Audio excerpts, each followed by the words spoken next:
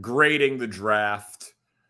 I talked to Jason Alexander, George Costanza on the show today. So I'm riding high, Pony. I got to be honest, talking to you is a little bit of a letdown. See, I was fine with Seinfeld. I'm not obsessed with it. I'm not someone that can quote it as readily as others. I don't go back and watch it in syndication or reruns of it.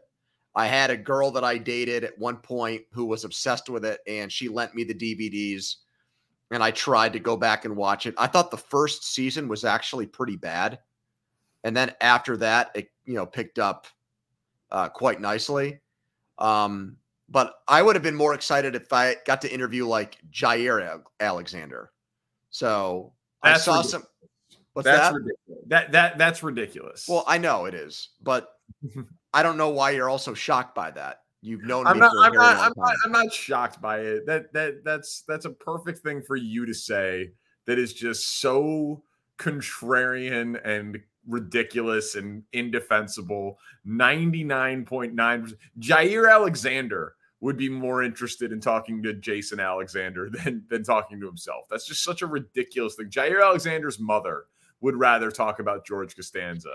Well, I know we got a lot to get to, but I will say I know a lot of people from that era, from when I was in school and when Seinfeld was on the air, that the show Martin with Martin Lawrence was on at the same exact time, same night, same time as Seinfeld. And I actually had more friends that watched Martin than watched Seinfeld, as a matter of fact. And I don't know if Stephanie just came in to agree with me on that, but that was actually a real thing. Yeah, no, she's not. She would take Seinfeld over Martin, as would I. She goes, "Have you started?" I don't know what she thinks that this is. She doesn't think we're talking about Jason Alexander on an NFL podcast. I don't know. I don't know. All right, so we're gonna do grades here. I'll start, and I ordered mine. I'm doing the AFC draft grades. You're gonna do the NFC ones, and we'll react to each one. So I'm starting with Kansas City, and I gave the Chiefs a B+ on the draft. The Xavier Worthy thing, the way that worked out with Buffalo, we talked about it draft night. I'm still in a state of shock that the Bills made that deal with Kansas City after they refused to negotiate with them on Stephon Diggs. They wouldn't even entertain that idea. So putting the fastest receiver to ever come into the NFL in an Andy Reid offense with Patrick Mahomes has the potential for incredible fireworks. The one thing I dinged them on, the reason why I did not give them an A, they waited until the 6th round to draft a corner.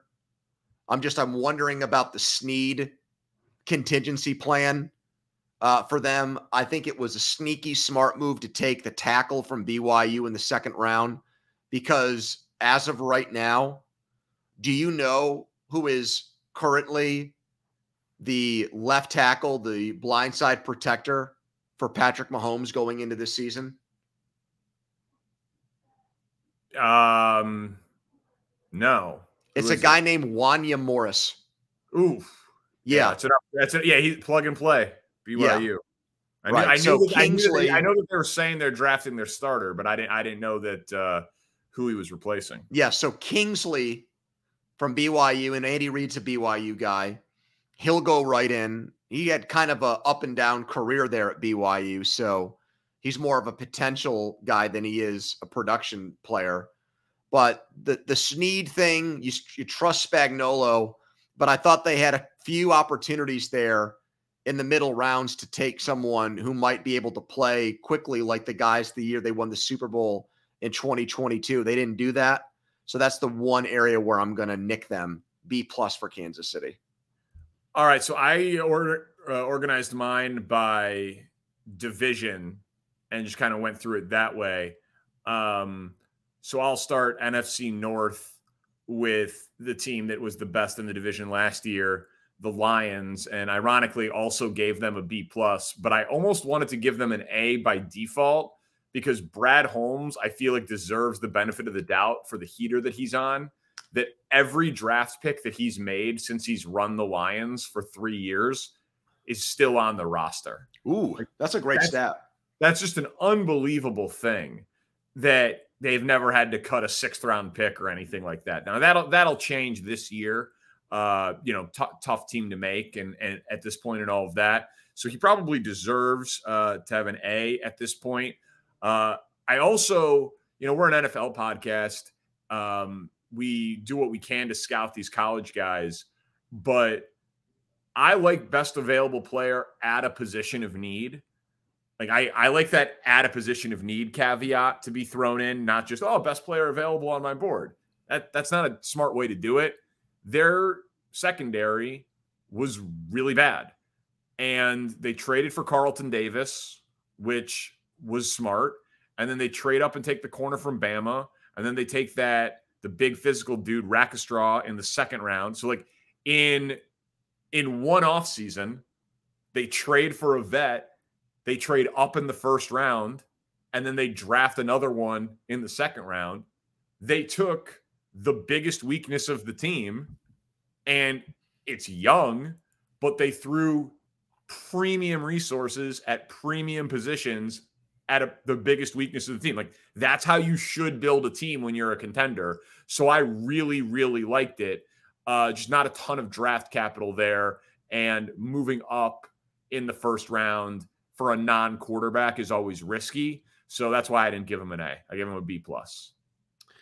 Ravens are next for me, and they have a reputation for always killing the draft and doing a phenomenal job and being one of the teams that this one guy is on the board. He should have been picked 50 picks prior. They snatch him up, and they get rave reviews every season. I gave them a B this year, and the thing I'm going to question here is, why did they not get in on the wide receiver run at the end of the 1st round? I think they're going to regret that. They always develop corners.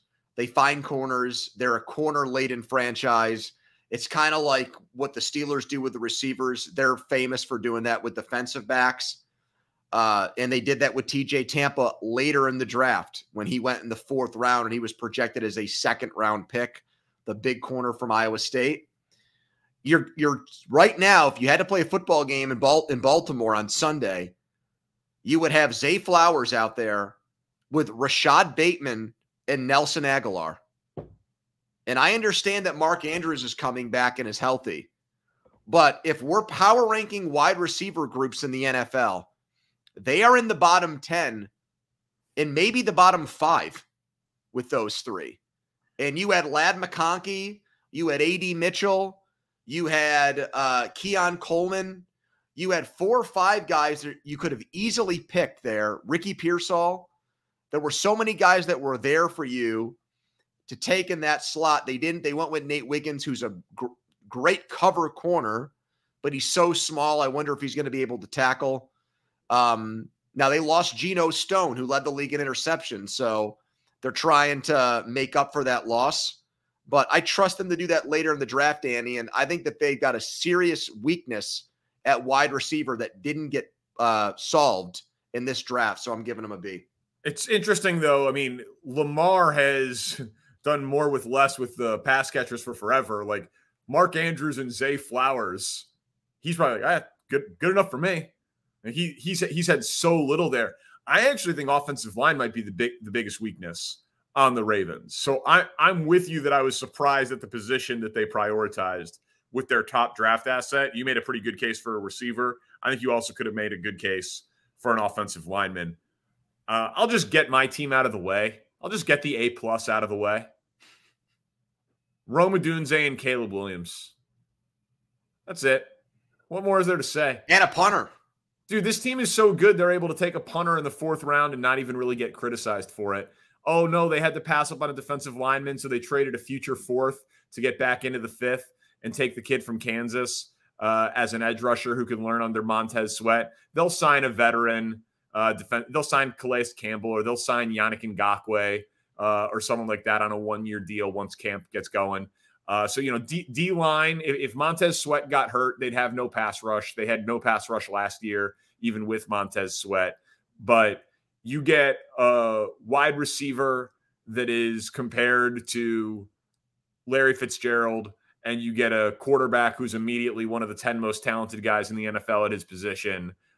in one draft. I'm going to give you an A+ for the Chicago Bears. Well, it'll be interesting there because with the defensive coach, he should be able to make do with less. And the fact that he only has one legitimate pass rusher and the defensive line isn't the way he might want to make it up or build it. When you're making that kind of money to be a head coach and that's your bread and butter, I expect you to get them to a level where it complements an offense that right now looks loaded.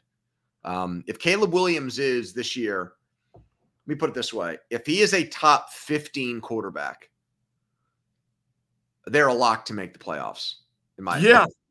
Yeah. Dude, I did it on the show. I just did it by points per game. I didn't do DVOA or anything like that. And so I know I could have done more in depth, but just points per game. Top 15 offense, top 15 defense. There were 8 teams that did that last year that were top 15 in both. Did 7 of them make the playoffs? Yes, 7 of the 8 made the playoffs. New Orleans, right? Yep. Yeah. Yep. Yeah, exactly. I mean, that feels very reasonable for this team. Bengals are next for me. They have the 3rd best odds to win the Super Bowl right now. I gave them an A-, and I'm just starting my capsule of their draft with this. I love their team. I think they've got, and not just Burrow and the receivers, I think they've got an excellent team going into this year. When Burrow's healthy, they win. They can take it slow with Mims in his 8 college starts because they signed Trent Brown from the Patriots so they can have one Brown at left tackle, the other Brown at right tackle. And when Mims is ready, he goes in and plays. They don't need to rush him. Jermaine Burton in the 3rd round, the Alabama receiver who went to like 8 high schools and then went to Georgia and ended up at Alabama. Saban, I thought that was one of the moments for him in the draft coverage where he was really going to be put to the test. Had some very complimentary things to say. I mean, there are draft analysts out there who believe that from a talent perspective, Burton is on the same level as the guys that went in the top 10. That if he can just get his head glued on straight here, he can, and he's got Burrow and Chase and Higgins around him. I mean, to me, that's the way you replace Tyler Boyd. And then they drafted 3 defensive linemen, which is key because they've got a good defensive line, but they're all aging. Hendrickson, his situation, Hubbard, the tackles, Hill. The only quibble I'd make with them is I thought that at some point they should have taken a shot on a running back. Mixon's gone. I don't really like Zach Moss, who they signed. I think he's replacement level. Chase Brown, your guy from Illinois, I liked him out of college. He really didn't get a shot in their offense last year. I just think they're the type of team that take a shot on like a 5th round running back and see if you find lightning in a bottle. But other than that, I thought they did an awesome job. It'll be interesting to see if any of those trade demands get met. I know they're saying they want to just go there and be a contender, but that's a lot of unhappy veterans who haven't gotten paid on long-term deals with Hendrickson and Higgins in Cincinnati. But I agree. I love the Mims pick because I said it on our draft show. You keep Burrow healthy, you win. So taking like the most athletic offensive lineman with the upside there, I thought made sense. I had to give the Vikings an A. And in some ways, this goes against my own rule of what happens with grading these mock drafts. You hate J.J. McCarthy. I don't get it. You should give it an F. No, I shouldn't. Because people said that J.J. McCarthy could have been the 2nd pick in the draft. Who said that? That he was in the debate for the 2nd best quarterback in the draft constantly. We heard that. We talked about it on many episodes about Jim Harbaugh saying he was the best quarterback. Well, I get that part, but other than Harbaugh, no one ultimately mocked him too, and none of these people who we credit as draft experts ranked him too. But they thought that he could have gone 2, 3, or 4. Correct? He was. Yeah, I mean, I'll give you 3 and 4. Sure, I'll agree with you on that. Okay, 3 and 4. They traded for the 23rd pick in the draft. They had the 11th pick and the 23rd pick in the draft. We thought, the mock draft experts thought, that in order to get J.J. McCarthy, who everyone said was a great fit with O'Connell in the offense, and obviously they've got Addison and Jefferson, and it's a very talented offense. It's a very good situation for a rookie quarterback to go to when you consider coach and wide receivers, playing in a dome, fast track, all those things. It's a good situation.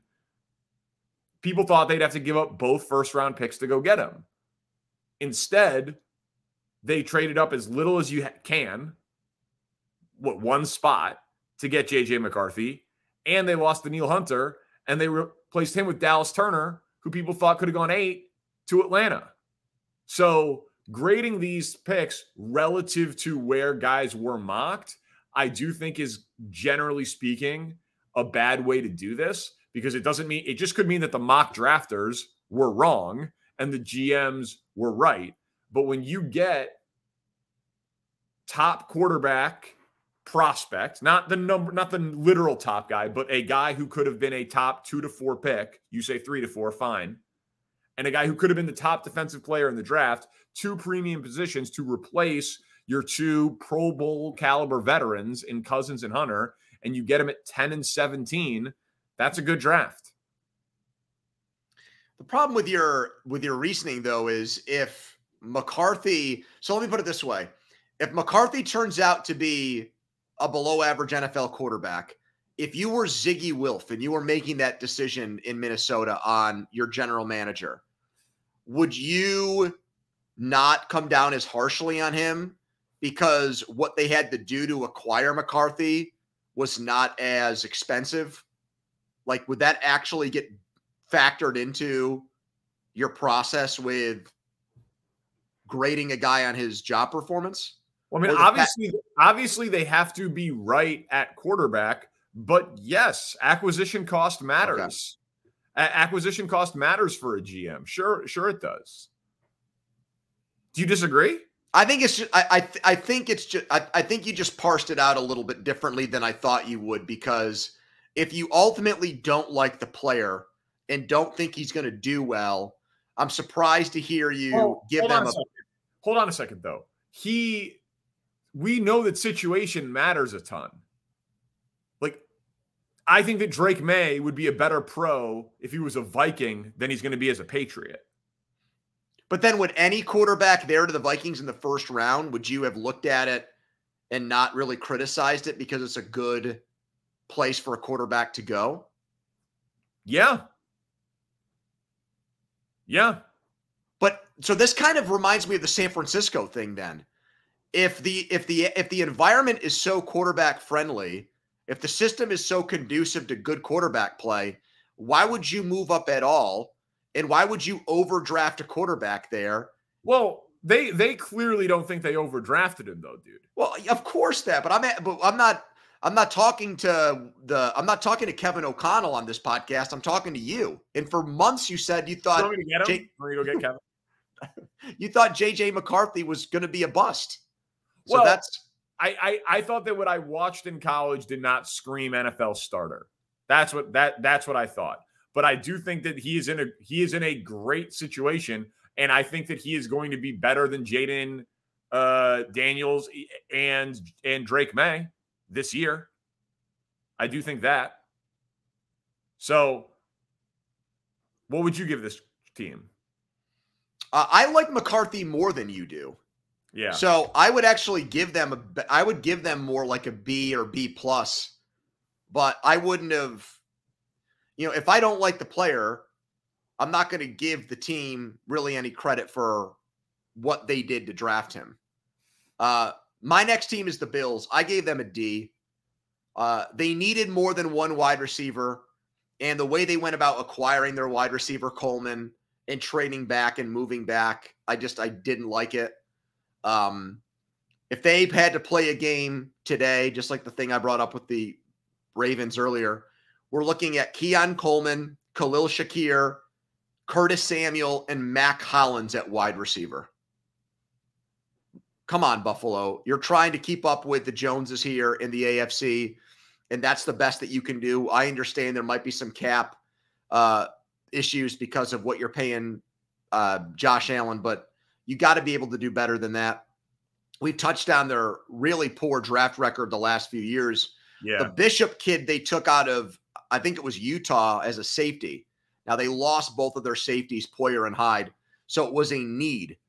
The feedback I got from people was that he's not a day one starter, that he's one of these guys that is a risk taker at the position. They feel like some of the things that come with playing free safety in the NFL, he's going to get beat for a lot of big plays early because he's going to need to adjust to the speed of the game and the responsibilities of playing that position at the NFL level. He would need someone to hold his hand basically at the other safety spot, and now it's Taylor Rapp there and not Poyer, excuse me. So I'm just completely down on what Buffalo has done both in the draft and overall this offseason, and I'm giving them one of the worst draft grades I've handed out with the D. I like it. Tough grader. Packers, I gave a C to. Edgerrin Cooper looks like a fine player. Plug and play linebacker. They're thinking next to Quay Walker for that D that they've invested so much in. He was their second round pick. Okay. Fine. You got to be really, really good as an inside backer to make a huge difference there. And then with Jonathan Morgan in the first, doesn't have a position. They don't know where he's going to play. They don't know who their center is going to be. So I understand you're not drafting high. This is the point of the draft where in the first round, there probably weren't 25 guys where you actually had first round grades, but then you're also not taking swings at premium positions. So I just thought that these were modest upgrades at non-premium positions at best. So I couldn't give them more than a C. We have to pick up the pace, though. We're only through 18. Oh, we'll do it. My next team is Houston. I gave Houston a C-. I feel like they were – what's that? That's interesting to me. Okay. I felt like they were and there's one of these in every draft. I thought they were this year's day late, dollar short team, where every time they came up to pick someone at a position that was one where they were yearning for, craving a starter, a run had already happened on that position. They went corner with their first pick in the second round, and DeJean and Kool-Aid McKinstry went with the 2 picks before they came up, and they took Lassiter from Georgia, who was looked at as a late second, early third round pick player. The kid from Michigan, the corner there, Saintrill, was still on the board. So I would have taken him. I think most draft experts would agree with me that he was the better player. They passed on him. They took Blake Fisher from Notre Dame, the other tackle, with their second round pick. He was a third round to fourth round graded player. That was after there was that run of tackles in the first round, and then Paul from Houston went before their pick in the second round. So I thought that was another reach. But they were trying to plug holes, and they're trying to make sure that they have the best 22 starters they can have when the season starts. There were a couple of spots where they needed starters, right tackle and corner, but they were just not in the right spot in the draft, and they had traded picks. So it's not like they had like 9 or 10 draft picks, I don't think they did, to like move up and down the board. So that would be for Houston, if they were, if they had in each round, if they had maybe the pick 5 spots before they actually came up, they could have come away, I think, with a much better draft. I give the Eagles a B+ because you mentioned Cooper DeJean. They also took the guy that Mitchell, the cornerback from Toledo, who ran like a 4.33. How many podcasts did we do last year talking about how broken Philly's pass defense was? A lot. We talked about it even when they were like almost undefeated. Yeah, it was so clear that Slay and Bradbury, like more so Bradbury than Slay, but Slay also, were just no longer the same player. And then it was complimentary, and the D-line wasn't as good as it should have been, but the D-line started out better, and it got worse as the season went on. But so DeJean will be a safety. Mitchell has a ton of traits and a ton of speed, and they needed to get younger. They're trying to win a Super Bowl this year, but that pass defense was horrifying. You could not win with that secondary at the level at which they needed to. So I don't know that those guys are going to be ready to contribute. Like the white corner and the guy coming from the MAC. Like, I don't know that they'll be ready as rookies, but I do think that the thought process was pretty sound, given they're right in the middle of their contention window. And it was, I mean, they can't win big in the passing league that is the modern NFL with that secondary that they trotted out there last year. So I thought it was a pretty sensible approach to the draft. Dolphins are my next team. Miami gets a B from me. You know, I like Chop Robinson. I'm not really sure where he fits there. You have Jalen Phillips and Chubb. They're coming back from injuries, but what's their availability once they come back? Does Robinson become more of a rotational guy who's your third edge rusher? I would say on a loaded team, you could do that. That would be a luxury. But what's going on with their defensive line?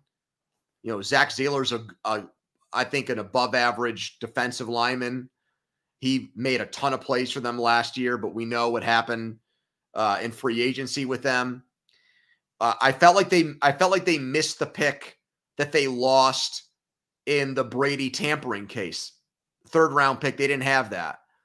And I thought that could have helped to fill maybe that defensive line hole that I'm talking about.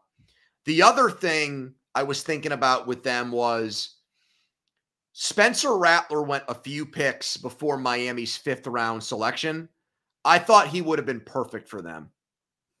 I thought that would have been your Mike McDaniel, let's just throw a trial balloon up in the air and see what happens here with his skill set, with the playmakers we have and the speed we have. If something were to happen to Tua, his way of playing football would maybe fit more with the offense that we have here. So I thought that almost happened for them and would have been a really good value pick for them on day 3. We have more First and Pod draft grades. I'll be coming back with the Cowboys. Give us a 5-star rating and leave a good review. First and Pod, more of it after this.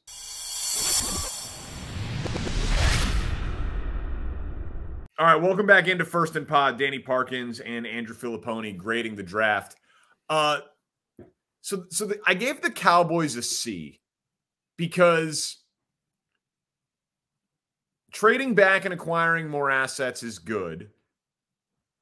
Getting Tyler Guyton, who had very little experience in college, but everybody says has a ton of upside, makes sense given the offensive line issues that they have. They used the 1st and a 3rd round pick on an offensive lineman. The 3rd round pick was the guard from K-State.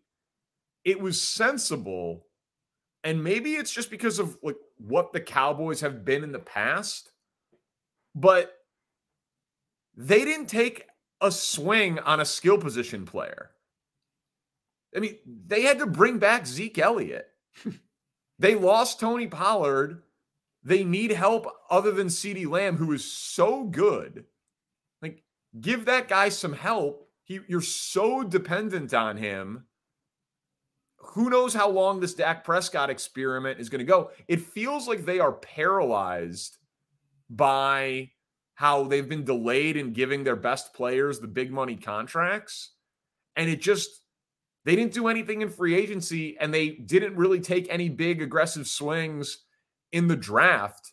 Such a weird quicksand approach to the offseason that I didn't really have any issue with any one individual pick. But when you come on and you talk after the draft and you're Mike McCarthy and you're Stephen Jones and you're like, yeah, there just kept being a run of running backs. And, you know, we had a group of guys and then we weren't able to make that pick. Man, be aggressive. Trade a future 4th round pick to move up 6 spots in the 3rd round and take someone. You know, like they just letting the board fall to you. Okay, Zeke Elliott's a starter for you now. Congratulations. Or Deuce Vaughn, who was a 6th round pick. It just doesn't seem like they are going to really give themselves much of a shot here. And I thought they were so passive in free agency that I expected them to be more aggressive in the draft. And then they were passive in the draft too. So just a very, very weird approach to this offseason. I used to think that Jerry Jones was the closest thing in football we had to George Steinbrenner, that he was the owner of the team, but he also had such a burning passion for his team and winning that he at times would run his team like a fan would. And he would make decisions that you would say, you know what, if you actually handed the keys over to a bunch of guys who sat in the upper deck of the stadium, they would try to make these kinds of moves. And we're seeing the antithesis of that this offseason with them. You lose in an embarrassing way at home in the playoffs. There's no urgency to anything they've done. The coach is back. It's starting to feel like they're setting him up to fail. He loses his star defensive coordinator. There's no big personnel moves. Dak is in a pivotal make or break year. They're not giving him help. They're asking him to do more with less or the same with less. If I didn't, if I really wanted to put my tinfoil hat on, it almost feels like it's done deliberately. Oh, like, I mean, I think that Dak, it has to end, man. He was so good last year, but are you going to give that guy $60+ million a year in perpetuity, or is he just destined to be a Raider? Like it's got to end. It's got to end at some point. And I think this is where this is heading. Let me just throw this out there for a quick second, okay? And I know we've got a lot of ground to cover here, but I just don't want this thought to pass through my head. Is it possible that we might see a situation where Belichick was the head coach and Saban is the defensive coordinator in Dallas next year? Like, Nick doesn't want to deal with the BS of college, but if the Cowboys made them an offer, like, you guys can go do this tag team style, and I'll give you, Jerry's going to give them more control than he's been willing to do since, like, Parcells left town. He seems to be the one owner who gets linked to Belichick after this year. I agree with that. I think the Belichick piece of that is a lot more likely than the Saban piece. I just think that would be so cool. Yeah, it would be awesome. Jets. I gave the Jets an A. I don't think I've ever given the Jets an A on a draft. This is a first for me. Usually it's kind of a rite of spring to just rip the Jets drafts. Fashanu did not give up a sack. Yeah. Malachi Corley has the Deebo Samuel comp. And then I just like late in the draft, they said, let's take swings. Braylon Allen, the Wisconsin running back. These Wisconsin running backs, so many of them go on to have really good NFL careers. Melvin Gordon, Jonathan Taylor, to name a couple in the last few years. And then Jordan Travis, who was a Heisman Trophy candidate before he broke his leg. Maybe he's one of these guys like a Brock Purdy who played a lot of college games, who was pretty solid to good at the end of his career, and might not have all of the physical skills, but has the brain to process and make NFL throws on time and with accuracy at the next level. So I like pretty much everything the Jets did in this draft. So my next team is Washington. And even though I'm not a big Jaden Daniels guy, I'm going to give him a B. And here's why. He is set up for success, and they had 9 picks. They had 3 picks in the top 50. And I'm a big use your premium assets on premium positions guy. They took Johnny Newton, the defensive tackle, the 3 technique from Illinois in the second round. A lot of people had a first-round grade on him. Then they take a corner with the 50th pick in the draft. So if I'm going to tell you their 5 most premium positions, quarterback, receiver, edge rusher, 3 technique, corner. So they get quarterback, 3 technique, and corner with their first 3 picks. And then, even though they've got McLaurin and Dotson, then they just start throwing darts on the offensive side of the ball to try to help the rookie quarterback. They took a tackle, they took a tight end, they took a wide receiver. It felt, now again, it's 9 picks. They had a ton of draft capital. They had high draft capital, but it felt like they used their resources in a sensible way. But then again, I was the guy that didn't like the Lions pick of Campbell and Laporta and Branch and all that, because I was like, same thing. I was like, you're trying to build a team and you're not using these picks on premium positions. And then they all ended up being awesome. And so maybe these guys are going to be bad players at premium positions. But I thought, generally speaking, the Commanders' approach to this thing was pretty solid. They have a basketball guy that's advising them on their moves, though I don't really get that part of it. That seems like they're trying to be too smart for their own good with the Bob Myers. That's like Paul DePodesta. Yeah, right, exactly. Cleveland. It didn't work with the which gets me to Cleveland. I'm giving them a D. Oh, love because anytime your draft, you have to factor into it why they didn't have a first-round pick, and it's Deshaun Watson. And that deal is one of the worst in NFL history. And so they're still paying the piper and paying the ultimate price for Deshaun Watson. They took Mike Hull Jr. with their second-round pick. He is a rotational defensive tackle. I honestly don't even know how much he's going to play. He's probably a third or fourth defensive tackle when the season starts. Okay, so you're telling me that your team is that loaded that you can do that with your first pick in the draft. I watch a lot of Browns football because they're in my division. I also know, looking at their depth chart, that they are set to play Devin Bush as their starting inside linebacker, one of the worst tacklers I've seen in my entire life, one of the worst draft picks in Steelers history. So they probably could have used Peyton Wilson, the inside linebacker the Steelers got in the third round, because he is a stud, but he just doesn't have an ACL. I'm going to give the Cleveland Browns a D for this draft. All right, I am going to give the New York Giants an A minus. For their A minus. Dude, I love Neighbors. I know you do. I think you're tempted to believe or say he's the best receiver in this draft, but you can't now because of Doomsday's in Chicago. And you're tempted to say that about Marvin Harrison Jr., but you can't pull the trigger.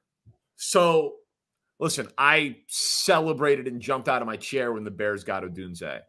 But I would have done the exact same thing for Neighbors and obviously for Harrison Jr. So, I'm a speed guy. And Neighbors has the most speed of these guys. He apparently has the most questionable character stuff, but that's also seems pretty flimsy to me. And I like that they didn't reach on a quarterback. I'm a big, you've got to, before you draft the quarterback, because there's so much pressure to play these guys, you've got to have good players around him for them to be successful. So Neighbors, whenever they draft their next quarterback, it's okay if the Giants are awful this year. That's okay. And hopefully there's a quarterback that they like next year and they take him in the first round. I don't think the Giants are going to be very good. They split their picks, offense, defense. They only had 6 picks or whatever. But I think that they got a Jamar Chase caliber wide receiver who's going to have 1,200 yards pretty much regardless of who his quarterback is. And that's a really, really, really valuable thing, especially given the price of the brick keeps going up with all these contracts that receivers are signing, deservedly so, because it's a passing league. So it's also going to be one of the best bargains in the NFL for the next 4 years, which really makes it easy for you to draft your team. They didn't overdraft a quarterback. They didn't take 1 of 5 offensive linemen. They prioritized skill position with a premium asset. I'm giving them an A minus. No, they'll just end up taking Carson Beck in next year's draft, and he'll be the guy that's throwing the ball to Neighbors. I have Jacksonville next. I gave him a B minus. They traded back and got Cam Thomas Jr. in the first round, 4th best wide receiver. I think he does have some huge upside. All the touchdown passes, 17 he caught last year. He's big and he gets behind people with his size. He can run. So you now put him in an offense with Trevor Lawrence. I think he has a chance to be a breakout player. They needed help in their secondary. They waited until the 3rd and 5th round, so they went quantity over quality. Their 2nd round pick was Mason Smith, the defensive tackle out of LSU. When I talk to people about him, they said they don't see him as a 3-down lineman. So I don't really get drafting a guy like that in the second round if he's more of your run stuffing defensive lineman. So B-, decent draft, but nothing more, nothing less from them. I'm giving out an F for the Atlanta Falcons. Dude, it doesn't make any sense. That's because the owner, I think, ran the draft there. I mean, that's my theory on it. I think it's the owner getting involved. Well, he looks pretty pissed during the draft coverage of it, but maybe that's just his general demeanor. Everyone's talking about how Kirk Cousins should be pissed. Kirk Cousins got $100 million guaranteed. No, it's Penix who really has the right to be angry. Absolutely. Yep. Penix is old, coming off injury. He's ready to play. Kirk Cousins is going to start. Kirk Cousins chose the team that he was going to. Kirk Cousins gets to play in a dome with a good defense in a winnable division and throw to Bijan Robinson and Drake London and Kyle Pitts. Like, is he going to be that much happier if Byron Murphy is on the team? He's probably going to be a little happier. This probably puts a little bit more heat on Cousins. If he's struggling, but he's not going to struggle. Like, if Kirk Cousins is healthy, he is not going to struggle because Kirk Cousins will know the offense. He'll get the ball out quick. He's an accurate player. Kirk Cousins is a top 12 quarterback in the world. He's not going to struggle if he's healthy. So Kirk Cousins gets $100 million and goes to the team that he wants. He's fine. Michael Penix, when is he going to play? Like, it's just it's an insane thing to do. I'm going to propose to you a trade that would instantly make two teams, I think, better off than they are right now. And it would never happen.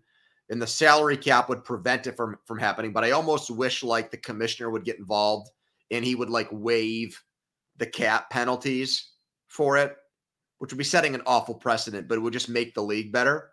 Love it. I think Kirk Cousins should be traded for Devontae Adams and just make that 1-for-1 swap. And Atlanta gets Adams and he goes into the offense with Penix, Drake London, and Bijan. Oh, and that's fun. And the Raiders have their quarterback problem answered. And yeah, they don't have anyone around him to win with in his time frame. Okay, I get that, but would you rather have Devontae Adams and maybe the worst quarterback situation in the league, or Kirk Cousins and okay, make it work with Jacoby Myers and Brock Bowers and those dudes? I mean, I think they would prefer that. I know I would as a fan. I mean, I'm not the biggest Kirk Cousins guy, but if you protect him, he's going to throw you 30 touchdown passes. Yeah. We haven't seen Kirk Cousins without a true number one for a while, though. Like, you think he's throwing you 30 touchdown passes with Jacoby Myers? I think Brock Bowers would be the number one threat in that offense, even though he looks like an insurance salesman. Yeah. It's a very compelling idea. I think the Raiders would be the team that says no in that scenario. I'm breaking a rule here, and I'm combining two teams. Wait a minute, it's my turn. You just did the Falcons. All right, my bad. And you're trying to rain on my parade. The Steelers are next, and I need to give them an A+. And you can't call me out for homerism because all of the draft nicks agree with me. That our two teams had the most popular drafts. Yeah, and it's funny because your team was supposed to have the great draft, picking in the top 10 twice and getting the generational quarterback prospect.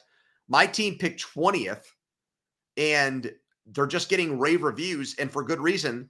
I think they came away with 4 starters, potentially 5 in this draft. Frazier is such a stealer. It's crazy that you guys got him. Frazier's going to start at center for the next 10 years for this team. I can't believe that happened. Peyton Wilson is going to start next to Patrick Queen. When Luke Kuechly says he's a faster me, that gets my attention. Yeah, I'm interested. Yeah. Me too. It's a shock that Devin Bush, who was 5'9", went with the 10th pick, and this guy goes sideline to sideline, got clocked at 23 miles per hour in a game, is 6'4". Was the Bednarik and Butkus Award winner, and goes in late in the 3rd round, but whatever. Roman Wilson, who's another burner, and if he was in an offense that highlighted wide receivers more, I think would have been a 1st or 2nd round pick. And even the guard they picked in the 4th round was the best FCS offensive player in the draft on a national championship winning team. So love it. A+ for the Steelers. 4 guys that we'll probably see out there week 1 for them from this rookie class. So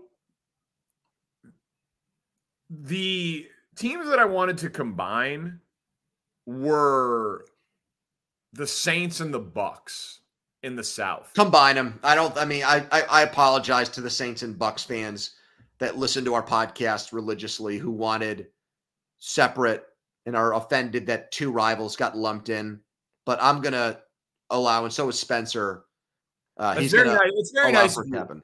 Well, because I thought that the first picks for both were just so similar. Like, the Saints didn't have a right tackle. They take Fuaga. He'll be a plug-and-play right tackle. Trevor Penning was a complete bust for them, their first rounder from a couple of years ago. They just, biggest need, best player, plug-and-play. The Bucks lose Ryan Jensen. They take Graham Barton, plug-and-play center. Like, there are other picks. There are other things that they did, but no team in this division seems to be ready to, like, take a step back.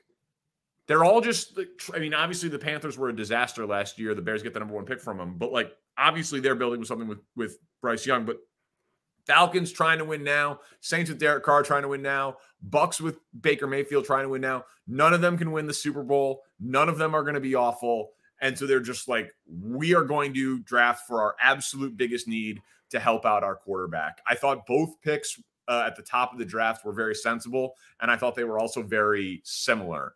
7 picks for Tampa, no trades. First time ever for Jason Licht as the general manager, not making 1 trade in the draft. I thought that note was interesting. But I wanted to combine them, and I wanted to help us move this thing along.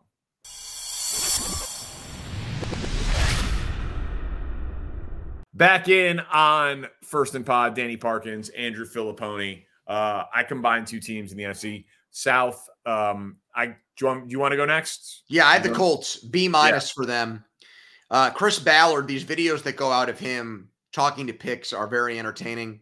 Yeah, he is entertaining. He loves to drop F-bombs at press conferences and mix it up. That's cool too, I guess. He celebrated the fact that 13 offensive players went in a row, a record, and they got Latu with the 14th pick, which is fine and dandy. I didn't really think it was a pressing need for the Colts. He said they got the best edge rusher in the draft, also debatable. I'm not the biggest Dallas Turner guy, but I thought the kid from Florida State, Verse, you could make the case easily that he was actually the best pass rusher in the draft. They need corners, and they waited into the 5th round for one. They're in a division with C.J. Stroud and Trevor Lawrence. They're going to start the season, it looks like, with Juju Brents and Dallas Flowers as their outside corners. You better get to the quarterback, because if you don't, you're getting burnt in your secondary, man. So that is a gaping hole. That is a huge, huge issue. You better be able to, with the way defenses are designed now, the ball out so fast, you got to cover, and you got to cover quick. And I just don't see that on the Colts roster currently. I like A.D. Mitchell in the 2nd round where they got him with the 52nd pick. I think we're going to look back on this draft as like one of the great wide receiver drafts of all time. And he's got the George Pickens gene upside where there's just oozing with talent, overflowing with talent. That was good value. I think that was worth the shot. But their corner situation is something that I don't know how they solve between now and the start of the season. You signed Stephon Gilmore back. He was there before, maybe. But even then, I don't think they have really even a legitimate number 2 corner on their roster. So I gave the Panthers a B.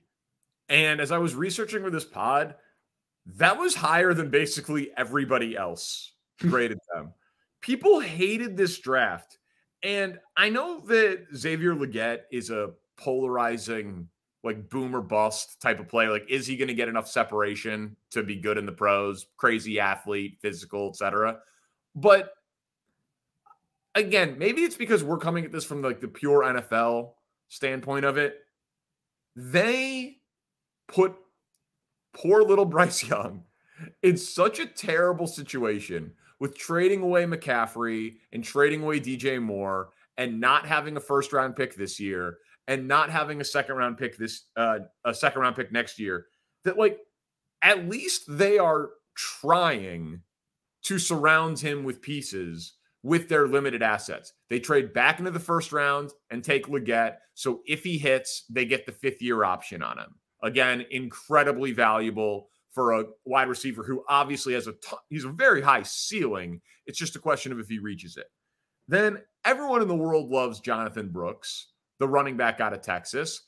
It's high to draft a running back, but again, offensive weapon to take pressure off of Bryce Young.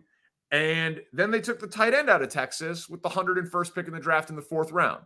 So 3 of the 4 picks, including an aggressive trade back into the 1st round at a premium position, are skill position dudes with upside when you gave him nothing. He had Adam Thielen and a bunch of nothing last year. This at least is for a team that had very limited resources, this was a valiant attempt to throw darts at what can salvage our disastrous 1st overall pick. So do I think that some of these are reaches? Yes, I do. But the whole point of the operation is to see if Bryce Young works. And if that's better than taking corners and edge rushers with where they were in the draft. They at least took a shot at upside at skill position. So I graded it out higher than other people did.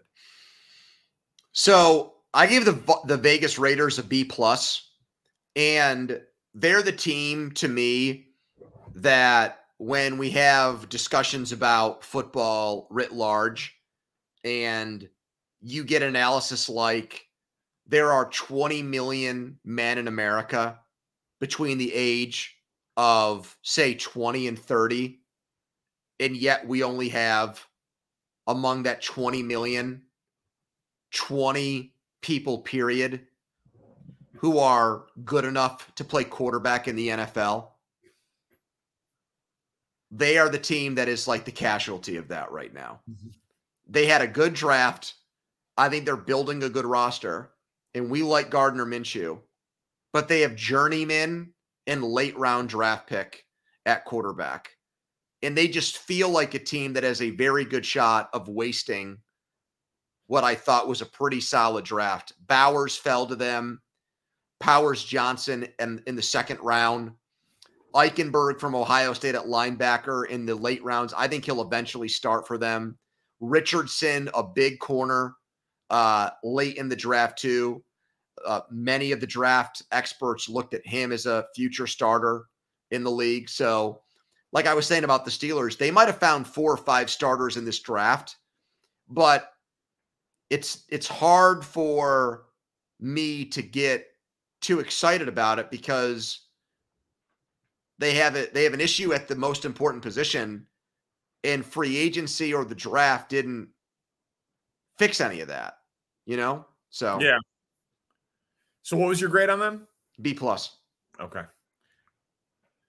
So I'm going to give you another A for the Arizona Cardinals because they had a ton of picks. Dude, 11 picks. Just the odds say they're going to hit on some of these. And obviously Marvin Harrison Jr., we both think is an absolute stud. That Darius Robinson kid from Missouri, I didn't love, but if they're going to move him inside, he's got a much better shot inside than as a pure edge rusher. And then I know you watched Florida State this year. Trey Benson's awesome. Their running back. he's going to be on my fantasy team this year. I can already tell you that right now. Like that guy is going to be a good running back in the NFL. Yeah, he's a dynasty league pick for sure. Like, so I just 11 picks in the draft. And you don't want to spend money on running backs, but a 3rd round pick on a running back, that's fine. The contract is nothing and you have him for 4 years. So I thought obviously Marvin Harrison Jr. anchors the class. The volume of it is interesting. You know, it's 2/5, 1/6, and 1/7, but a lot of 2 firsts, a second, 4 3rd-round picks, and a 4th-round pick. Like this was a top-heavy draft, and they had 1, 2, 3, 4, 5, 6. They had 7 picks in the top 90. So they're going to get a lot of starting players out of this draft. I have to give them an A.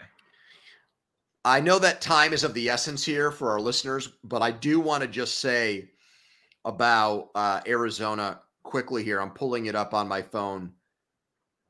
You make a very compelling case for them. Their win total is 6.5 right now for this season. Yeah, that's an over. I agree, dude. That's an over. That's an over. I really like it. That scares me. Yeah, I don't like when we agree.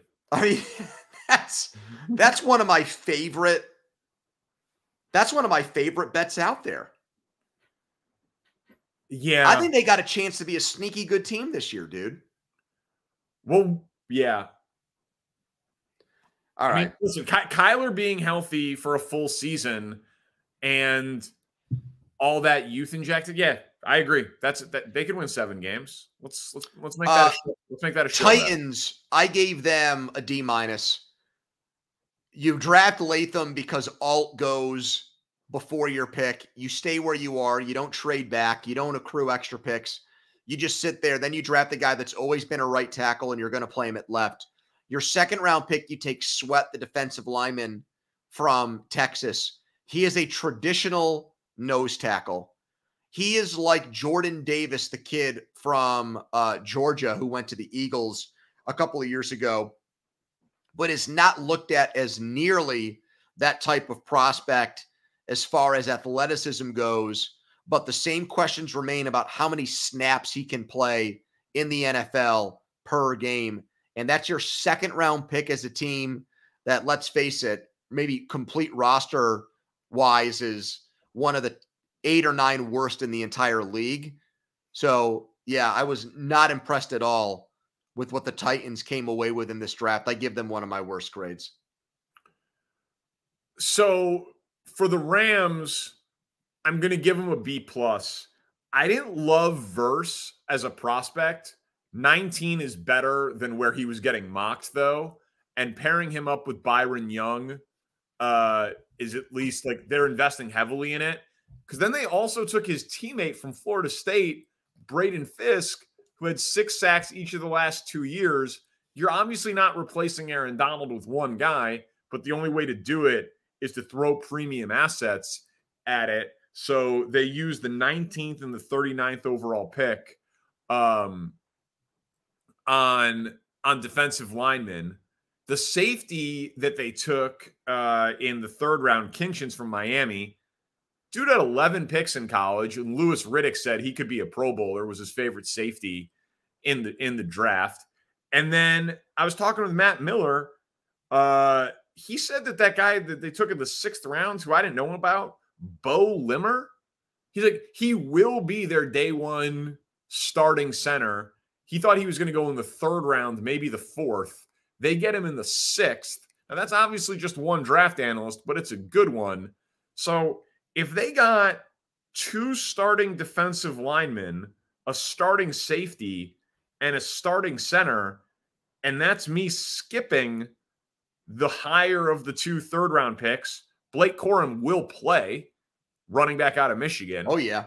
You know what I mean? That's a pretty damn good draft, even if I think the upside is kind of low. because I don't think Verse can be a star. It's real tough to be a star as an interior defensive lineman. And then we're talking running back, safety, and center as the guys that I'm highlighting from the class. So I feel like I don't know that they drafted any Pro Bowlers, but I do think that they might have drafted 4 starters in this draft. So I do really like what the Rams did in terms of value. And you talked about liking them last year. I like them this year also as a contender. Broncos for me got a D. It would have been an F because of what they've given up and how it's hurt them in drafts with Russell Wilson. But I don't like Bo Nix, and they didn't move back. They just picked them right where they were. And then the nonsensical arguments by Sean Payton as to why he was worth taking there. I actually liked what they did after that. I think Esteem from Notre Dame in the 5th round is going to go down as, just like you said before with Benson, I think he's going to end up being, I think he'll eventually get that job from Javonte Williams, and he'll be their number 1 running back. I think Franklin, there's the connection with Nix from Oregon. I liked him in the 4th round, the wide receiver. I thought he could have gone late, not late first, but maybe early 2nd. He goes all the way to the 4th round. And then Abrams Drain, the corner in the 5th round. I've heard a lot of good things about him. So they rallied late in the draft, but you can't get past everything they've sacrificed because of Russell Wilson, and then trying to, throw just continually exacerbating a problem, making it worse by taking Bo Nix where they did in the 1st round. So I'm going to give Seattle a C+. I didn't hate the Byron Murphy pick. It's a super valuable position. They're transitioning to a 3-4. It's a premium position. And everyone says the guard out of UConn is great. Okay. Wow. It's a guard out of UConn. I was going to say, I don't know who you're reading, but you really did some extensive draft prep if you're just reading nothing but effusive praise for that kid. I was going over something like, dude, again, I tried to prep this thing. Again, we do it from the NFL perspective more than the college perspective, right? I'm not gonna claim that I know Christian Haynes' game coming out of UConn as a guard, but I saw a lot of like A+ next to that as a 3rd round pick from a guard from UConn. But I'm like, okay, so I gotta hang my hat on a guard from UConn to make this draft what it's supposed to be, and they had no 2nd round pick. I think Seattle is in a really weird spot as a team. They've got a wide range of outcomes for if they're going to like trade veterans and tear it down, or if they're going to actually like be a 10-win team and think that they can be a fringe contender. So I didn't love it. They didn't have a ton of assets. Kills me to do it, but I give the Patriots an A.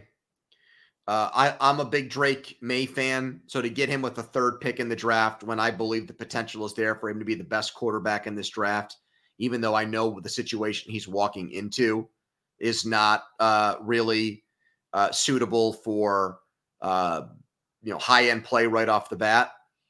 But you follow that up with taking 2 receivers to add to what was a lousy talent pool going into the draft. Jalen Polk, the receiver from Washington, when McMillan got injured there, he stepped in and was outstanding, was better. So that gave them a 3-headed monster when everyone was healthy at the end of the year.